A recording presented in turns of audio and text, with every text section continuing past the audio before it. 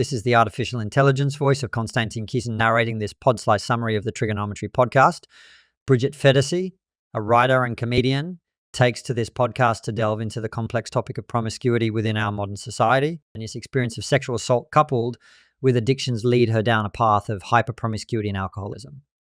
She describes these actions as desperate attempts to regain the power and control she felt she had lost during her traumatic experience. Phetasy reflects on being misled by the prevailing culture that endorses the idea that women can gain empowerment through casual sexual encounters. She regrets adhering to and internalizing this concept, pursuing it in the hopes of feeling empowered. Another factor contributing to her promiscuity was rebellion against the guilt-infused sexual messaging that she experienced growing up in a Catholic environment. This inner conflict drove her towards embracing the modern idea of taking pride in promiscuity. Yet she could not shake off feelings of shame and self-doubt, which she eventually had to confront in a sober state. Phetasy acknowledges that her path is not universal, as different people react differently to similar circumstances. For some women, casual sex may be empowering and liberating. However, she admits that using sex to heal trauma is not the most effective method and does not recommend it to others. Although part of her regrets the emotional damage she inflicted upon herself through her behavior. Another part of her feels discomfort knowing that some of these men can claim to have slept with her, particularly after her appearance on popular platforms like The Joe Rogan Show. She also noted that while cultural norms celebrate promiscuity today, not all men and women find casual sex to be a fulfilling experience. The testimony she has received through her recovery meetings illustrate a difference in gender experiences. Women express shame about things done to them and things they have done, while men express shame about their treatment of women. Regardless of gender, the pursuit of casual sex may cause inner turmoil, challenging the narrative of promiscuity as an empowering act. In the continuation, Phetasy dives deeper as she speaks on gender-specific experiences linked to drug and alcohol abuse and how it relates to the societal discourse around sexual misconduct allegations. She shares that many parents and young women have reached out to her, showing interest in her feminist critique. Phetasy shifts the discussion to the public reaction to allegations made against Russell Brand, observing that the allegations stirred polarizing responses, with some quickly labeling Brand guilty while others blamed the accuser. She was disturbed by an underlying thread of victim blaming tied to the accuser's perceived promiscuity. She relates this to past high-profile cases like that of Pamela Anderson, where her public image was used to dismiss grievances. So she's speaking on these reactions. Phetasy expresses frustration with the lack of nuance in discussions surrounding sexual assault allegations and points to the AZ Ansari and Harvey Weinstein cases as examples of this issue. She also criticizes the way certain events during the MeToo movement seem to undermine the principle of due process, leading to what she terms witch hunts.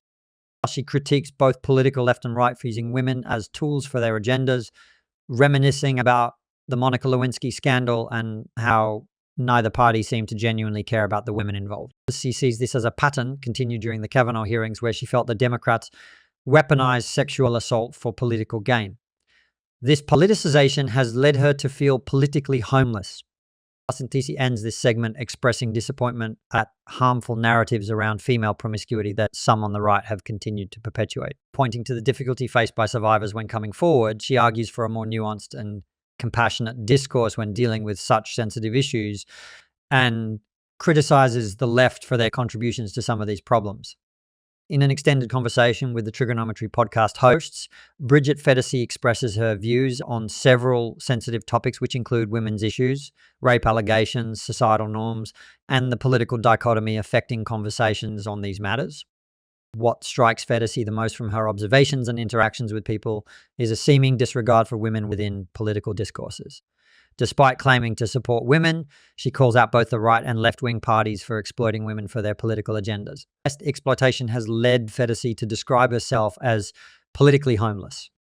The podcast further delves into the subject of women's roles within modern socio-political dynamics, highlighting how conservative women have recently been reaching out to Phetasy to thank her for raising certain issues they feel unable to due to fear of back. Her observation underscores her belief that women on the right, like those on the left, are still facing societal pressures and difficulties in asserting their voices within the political realm.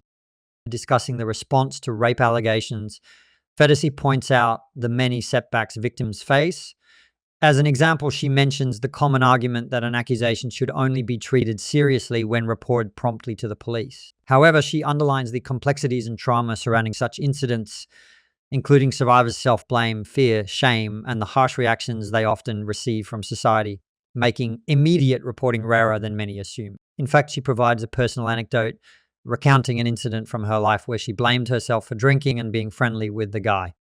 Regarding social media discourse, Phetasy criticizes the seemingly empathetic but fundamentally unfeeling reactions of many users. She contrasts the simplistic views found online where reporting a rape is assumed to be straightforward, with the much deeper emotionally complex reality. Additionally, she calls attention to the discrepancy in reactions when the accused is a public figure and how this only adds to the fear and pressure on potential victim accusers. Finally, Phetasy criticizes the double standard when it comes to reporting allegations. And in cases like Russell Brand's, she finds that women are trapped in a lose-lose scenario. If they come forward, they're accused of attention seeking, and if they remain anonymous, they're labeled as liars. She insists on the need for due process for the accused, but also stresses that accusers should be given the benefit of the doubt. This conundrum, she notes, is exacerbated when the accused has transitioned from the mainstream to deeper political spheres, in turn gathering more defenders.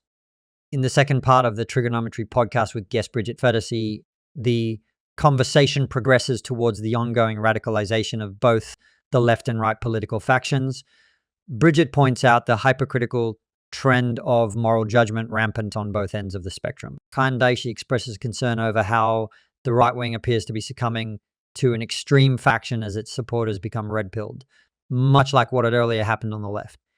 This shift, Bridget suggests, makes people perhaps like herself, who self-describe as centrists, seemingly ineffective given those on the extreme right disregard their more balanced approach. She does, however, note her discomfort with certain emerging trends on the extreme right, alluding to misogyny and intolerance. Host Konstantin Kizin adds to the discussion, contesting Phetasy's assertion that centrists are useless and argues that it's their moderate stand that lends credence to their arguments and gives average people a relatable standpoint. But Phetasy counters with the dilemma of choosing between the lesser of two evils when voting. Towards the end of this segment, they delve into the controversial topic of gender transitions among children, which they collectively describe as abhorrent despite significant political differences. Kissin states the line should be drawn when it comes to matters he perceives as evil, something Phetasy seems to echo. When blatantly unethical practices occur, according to the hosts, it is necessary to choose sides, even if it means voting for someone you fundamentally disagree with. To this end, Kissin says he'd willingly vote for candidates he may otherwise dislike if it means countering actions considered unacceptable and horrifying. In the Triggernometry podcast, the dialogue between Bridget Phetasy and hosts delves into various socio-political issues, particularly focusing on the pervasive online culture and its impact on the real world. Bridget brings to light the growing gap between the very online populace and those leading less digital-oriented lives. She articulates her observation that the realities of these two groups are drifting farther apart, a dynamic she finds curious. The discussion progresses as the podcast voices their concern about political radicalization. Bridget and the host agree on the potential danger posed by certain left and right-wing extremes. They evoke the fear that such extremes could influence the more pragmatic, moderate majority. They explore the notion of disgust that seems intrinsic to the extremes of the political spectrum, where disagreeing factions perceive each other with visceral antipathy. Continuing on the theme of societal structures being influenced, Kissin brings attention to the changing workforce dynamics, citing statistic about new hirings in the top Standard and Poor's corporations. He implies a bias in hirings motivated by diversity checkboxes rather than merit, suggesting a competency crisis in complex systems. The dialogue further unravels as they consider the impact of extreme ideologies on societal norms, education, and other. Despite the host acknowledging the harmless ignorance of ordinary citizens to online discourses, they remind the audience that these ideological adjustments infiltrate reality, affecting even those who are oblivious to these changes. Transitioning onto issues of leadership, Bridget underscores the need for genuine, principled public figures who prioritize societal interest over power plays. Bridget quotes the Prime Minister of Hungary, admiring his candid declaration about gender identity. Though his views are considered controversial by many, she delineates this as an example of necessary leadership in the face of societal pressure and political correctness. They conclude that while the online outrage culture might fuel their professional growth, they strive not to perpetuate the problem by avoiding unnecessary participation in such cycles. I think the hosts Konstantin Kisin and Bridget Phetasy conclude with their signature question. What is the one thing society isn't talking about that we should? In a humorous yet insightful response, Bridget argues we should all embrace silence. And this suggestion fittingly illustrates her concerns regarding the current state of discourse, which is noise-filled, combatant, and extreme. This proposes the idea of engaging in Vipassana-style silent meditations for a span of 10 days. Vipassana is a form of meditation focusing on insight and self-transformation through self-observation. And in her scenario, Bridget imagines a world where everyone would participate in this communal silence. Speculating on its impact, she humorously presents the dichotomy of the outcomes. It could either be transformative, leading to a more harmonized society, or it could leave everyone significantly more deranged. The hosts skillfully utilize humor to break the tension that builds over intense discussion. Their joke about the world potentially remaining insane reflects their acknowledgement of the issues they discuss, including radicalization and cultural divide being long-standing and complex. The conversation then seamlessly transitions to the discussion about powerful figures bending the truth to maintain and gain power. Bridget characterizes these particular individuals as disciplined psychopaths, suggesting an underlying societal issue of unchecked, power-hungry figures.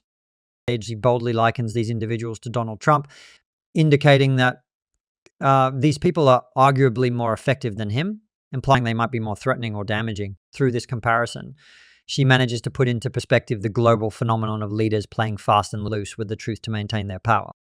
As the dialogue continues, Bridget's words serve as a poignant reminder of the importance of self-reflection and silence amidst low-quality, intense discourse and the vital role of principled leadership in navigating complex societal dynamics. Check out the full podcast by clicking the link in the description below. Make sure to like, comment, and subscribe for more content like this. Thank you for listening to this podcast summary episode of the Pod Slice.